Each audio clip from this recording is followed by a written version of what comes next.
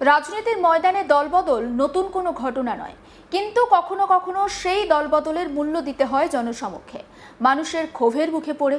দীর্ঘদিনের রাজনৈতিক সম্পর্ক ছিন্ন করে যখন কোনো জনপ্রতিনিধি অন্য শিবিরে নাম লেখান, তখন সাধারণ কর্মী সমর্থকদের ক্ষোভ যে কতটা তীব্র হতে পারে তার একটা চিত্র দেখা গেল সম্প্রতি। একটি গুরুত্বপূর্ণ প্রশাসনিক বৈঠক ঘিরে শুরু থেকেই তৈরি হয়েছিল একটা উত্তেজনা। গুঞ্জন ছিল বৈঠকে উপস্থিত থাকবেন সেই প্রধান যার বিরুদ্ধে দীর্ঘদিন ধরে ক্ষোভ পুষে রেখেছেন বিরোধী শিবিরের কর্মীরা। আর সেই খবর ছড়াতেই বৈঠক স্থলের বাইরে জমতে শুরু করে বিক্ষুব্ধ জনতা। কারো হাতে পোস্টার নয়, কারো হাতে পতাকা নয়, সবার হাতে ছিল ডিম। লক্ষ্য ছিল একটাই, বিতর্কিত প্রধানের মুখোমুখি হওয়া। নদিয়া শান্তিপুর থানার অন্তর্গত গয়েশপুর গ্রাম পঞ্চায়েতে এই ঘটনাকে কেন্দ্র করে ব্যাপক চাঞ্চল্যের সৃষ্টি হয়। গত পঞ্চায়েত নির্বাচনে বিজেপি ওই পঞ্চায়েত বোর্ড গঠন করলেও পরবর্তীকালে তৎকালীন বিজেপি প্রধান শ্যামল ঘোষ দল পরিবর্তন করে তৃণমূল কংগ্রেসে যোগ দেন।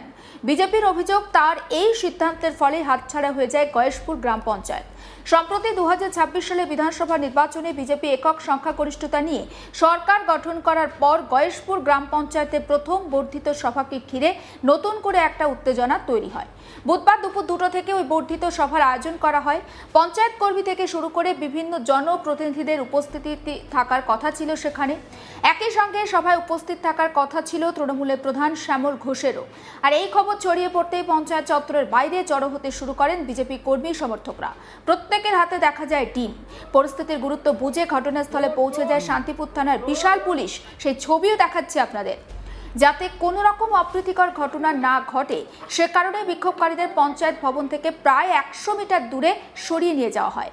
তবে নির্ধারিত সময় বৈঠক শুরু হলেও শেষ পর্যন্ত প্রধান শ্যামল ঘোষের দেখা মেলেনি বলে দাবি বিজেপি কর্মীদের।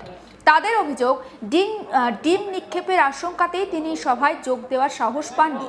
এ বিষয়ে বিজেপি কর্মী উত্তম ঘোষ বলেন, অভিযুক্ত ওই প্রধান চুরি করে প্রচুর টাকা সম্পত্তি করেছেন, অট্টালিকা বাড়ি বানিয়েছেন, পঞ্চায়েতের বিভিন্ন প্রকল্পের কাজে কাটমানি নিয়ে দিন দিন ফুলে ফেঁপে উঠেছেন। তাই আমরা দাঁড়িয়েছিলাম, বাইরে বেরোলেই ডিম ছুড়ব। একসময় তিনি বিজেপি করতেন, কিন্তু 40 লক্ষ টাকার লোভে দল ছেড়ে তৃণমূল কংগ্রেসে যোগ দেন। আমরা অপেক্ষা করলেও শেষ পর্যন্ত তিনি বেরোলেন না। একবার শোনায় বিজেপি কর্মী উত্তম ঘোষের বক্তব্য। আমরা দাঁড়িয়ে আছি, প্রধান চুরি চামারি করেছে এখানে, এই বুথেতে চুরি করেছে, ঘর নিয়েছে চুরি করে, তারপর আপনার ও বিল্ডিং করেছে, বিশাল বিল্ডিং।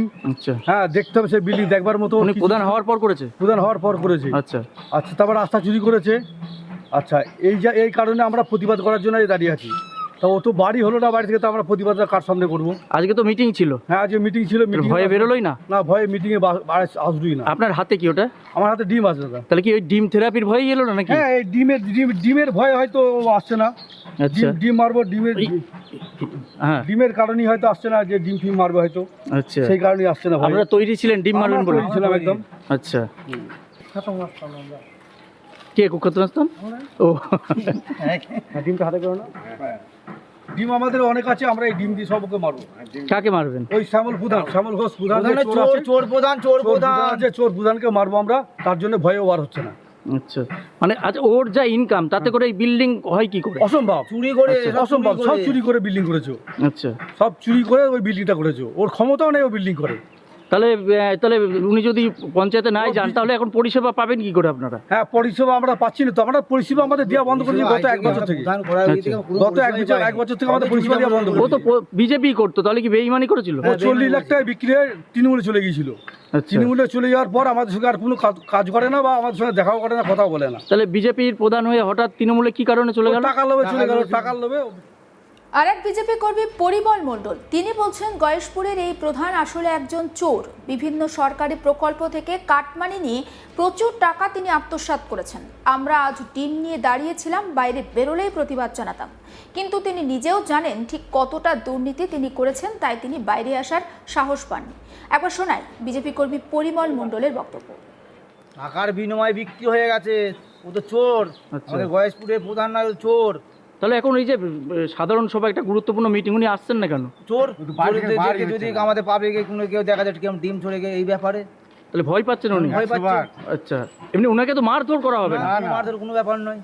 তাহলে কি উনি নিজেও মানছেন যে দুর্নীতির ভয়ে তিনি? অবশ্যই নিজেই মানছে যে আমি তো দুর্নীতি করেছি। আপনারা কিসের জন্য অপেক্ষা করছেন? আমরা বলেছি যে প্রধানের কাছে কৈফিয়ত নেবো। হাতে ডিম কেন? হাতে ডিম আছে, ওর ডিম ছুড়বো। যদিও এই সমস্ত অভিযোগের বিষয়ে প্রধান শ্যামল ঘোষ বা তৃণমূল কংগ্রেসের কোনো প্রতিক্রিয়া আপাতত পাওয়া যায়নি, তবে একটি প্রশাসনিক বৈঠককে ঘিরে যে রাজনৈতিক উত্তেজনা চরমে উঠেছিল তা নিয়ে এলাকা জুড়ে শুরু হয়েছে নতুন করে রাজনৈতিক চর্চা, এবং স্বাভাবিকভাবে সেই চর্চা এখনও জারি রয়েছে। হাওড়ায় ফের তৃণমূল বিধায়কের গোডাউন থেকে অন্যদিকে উদ্ধার হয়েছে বিপুল পরিমাণে সরকারি ত্রাণের সামগ্রী। এলাকায় চাঞ্চল্য। শুক্রবার ঘটনাটি ঘটে সাঁকরাইলের সারেঙ্গায়। জানা গিয়েছে সকালবেলায় 3টি ম্যাটাডোর গাড়িতে করে যখন প্রচুর পরিমাণে ত্রিপল, কম্বল, শাড়ি, ধুতি আর জামাকাপড় সারেঙ্গায় তৃণমূল বিধায়ক প্রিয়া পালের গোডাউন থেকে বের করে নিয়ে যাওয়া হচ্ছিল, সেই সময় স্থানীয় গ্রামবাসীরা 3টি ম্যাটাডোর গাড়ি আটকে বিক্ষোভ দেখায়। তাদের অভিযোগ, গ্রামের গরিব মানুষদের জন্য এই সরকারি ত্রাণ সামগ্রী বরাদ্দ করা হলেও তারা কিছুই পাননি। বেশিরভাগই স্থানীয় তৃণমূল বিধায়ক নিজের কাছে রেখে দিয়েছিলেন, আর এর বিরুদ্ধে কার্যত তারা ক্ষোভে ফেটে পড়েন। খবর পেয়ে ঘটনাস্থলে পৌঁছায় সাঁকরাইল থানার পুলিশ। পরে সরকারি আধিকারিকরা উদ্ধার সংক্রান্ত সরকারি কাগজ গ্রামবাসীদের দেখালে তারা কিছুক্ষণের জন্য শান্ত হন। তবে প্রিয়া পালের হীরাপুর গ্যারেজ থেকে ত্রিপল উদ্ধার হলে সাঁকরাইল থানার পুলিশের কাছে তার বাড়িতে তল্লাশির দাবি জানানো হয়, আর এ নিয়েও একটা উত্তেজনার পরিস্থিতি তৈরি হয়। ঘটনায় সরব হয়েছেন বিজেপি নেতৃত্বরা। একবার শোনায় বিজেপি নেত্রী ময়না, তিনি ঠিক কি বলছেন তার বক্তব্য। 3টে গাড়ির মধ্যে একটা দেখুন প্লাস্টিক রয়েছে, যেগুলো গরিব মানুষদের মাথার ছাদ বলতে পারে। আর এখানের মধ্যে রয়েছে এই যে বেডশিট, এর ভিতরে হয়তো আরো জামা কাপড়ও থাকতে পারে, যেগুলো আমাদের পুজোর সময় আম পাবলিককে দেওয়া হয়, গরিব মানুষদের দেওয়া হয়। আর ওই দিকের যার মধ্যে আছে কম্বল, এই যে কম্বল, এগুলো শীতের জন্য গরিব মানুষকে দেওয়া হয়, যেগুলো আমরা পঞ্চায়েত থেকে মাত্র একটা করে পাই।